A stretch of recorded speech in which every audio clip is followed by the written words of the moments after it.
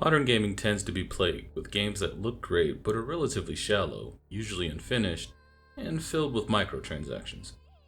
In a world where developers tend to care more about monetization of their IP as opposed to gameplay and storytelling, can a game blend breathtaking visuals, epic storytelling, and intense combat?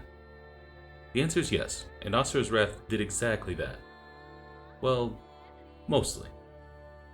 Let's take a look at this game and see a prime example of what happens when developers put substance first and divine if the game was truly an underrated masterpiece worthy of play in 2024 or a critically acclaimed disappointment.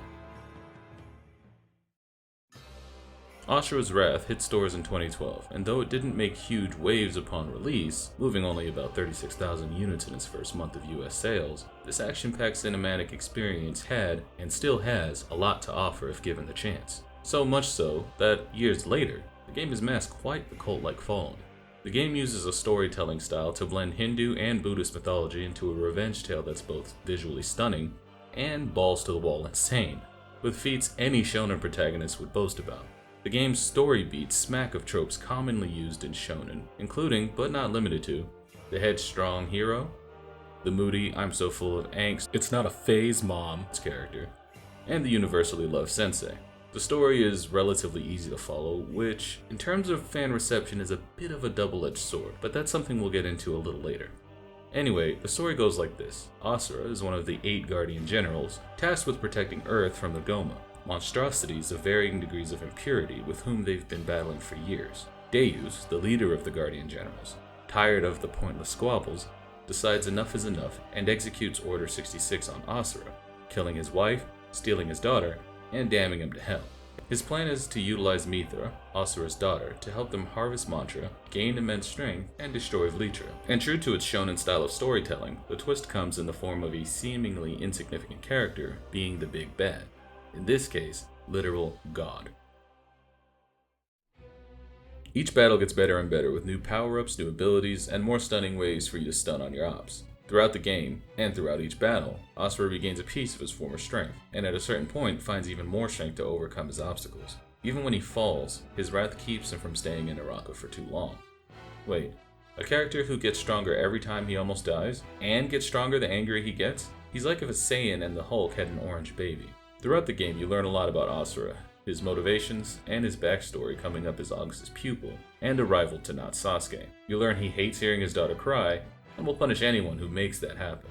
While many critics have talked about the fact that Asura is a flat character, and how that makes the titular protagonist one-dimensional, I must respectfully disagree. One-dimensional characters are useful in certain ways, as the story must bend to their will. As an example, we need look no further than one of the game's shonen inspirations, Dragon Ball.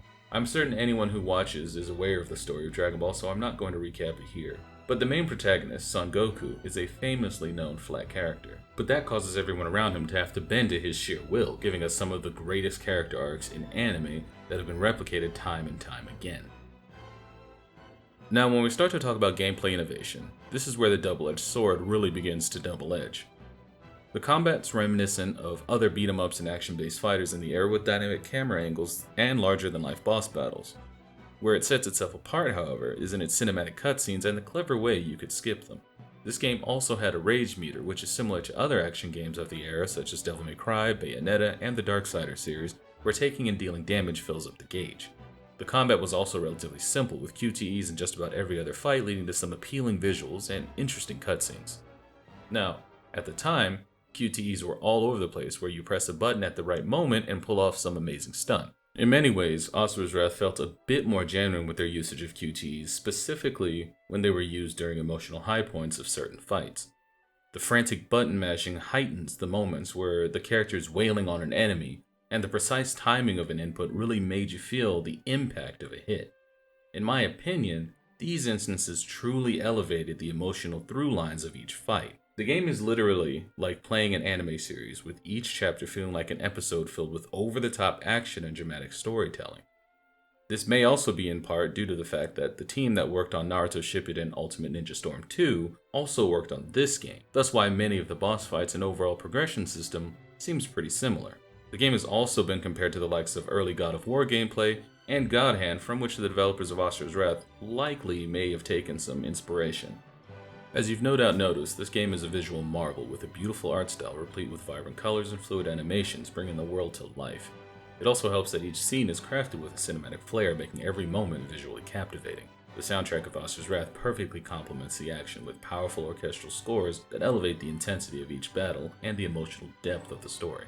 I could go on and on about things I love from this game and what I feel the strengths are, but that would probably turn into another 20-minute snooze fest, so let's move on. Remember when I said the story is relatively simple? Why would that be a problem? Well, the issue comes from the fact that the story gets a bit repetitive. Come back from hell / near death, power up, fight some red shirts, big bad comes down, big bad goes down, repeat. It's a very by-the-numbers way of telling a story.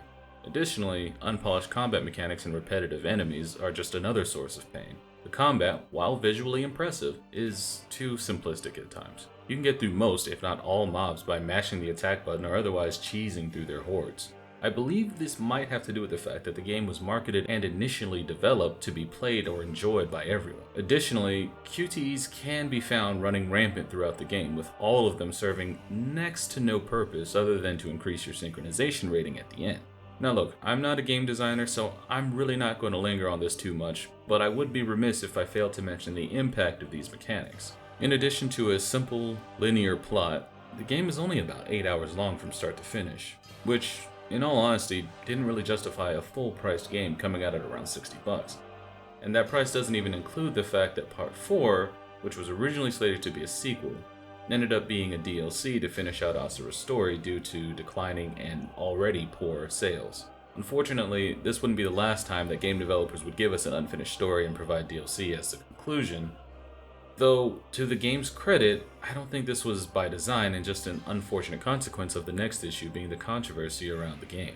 Many of the themes in this game draw heavily from Hindu and Buddhist myths. For example, the character Asura, as well as his name, is inspired by the Asuras, a group of powerful beings in Hindu mythology that, over time, came to represent evil, vice, and the abuse of power. Additionally, it depicts Asura, a demon, married to Durga, a major Hindu goddess worshipped as a principal aspect of the mother goddess Mahadevi. The game's portrayal of gods and demigods engaging in brutal combat was viewed by some as disrespectful to the spiritual traditions it drew from, and sparked discussions about cultural appropriation and the need for respectful representation of religious themes in media. I imagine this would have been even worse had they gone with the game's original, much more bloody concept. Additionally, when asked, Capcom's senior vice president of planning at the time, Christian Svensson, stated they knew that the game was going to be polarizing, and that the concept of playing a high-octane Japanese anime would basically be relegated to a specific audience. So we've looked at what worked and what didn't work. So is this game worth playing at all in 2024, given all the problems at launch, the themes, the simplistic combat, and the graphical issues? Ultimately, yes. By no means is Asura's Wrath a perfect game. In fact, the flaws are abounding, but this game is a marvel of storytelling. While we likely will never see a sequel, its simplistic combat style lends itself well to a relaxing playthrough, especially if you're looking for a quick break from microtransactions, multiplayer lobbies running rampant with cheaters, and kids whose parents have literally failed them. Despite the mixed reviews, or maybe as a result of them, Asura's Wrath has garnered a dedicated fan base who appreciate its bold storytelling and what its approach to gameplay was. But what do you think? Leave me a comment down below and let your opinion be heard. If you found the video insightful, consider leaving a like or subscribe so we can talk about other obscure games. Thanks for watching.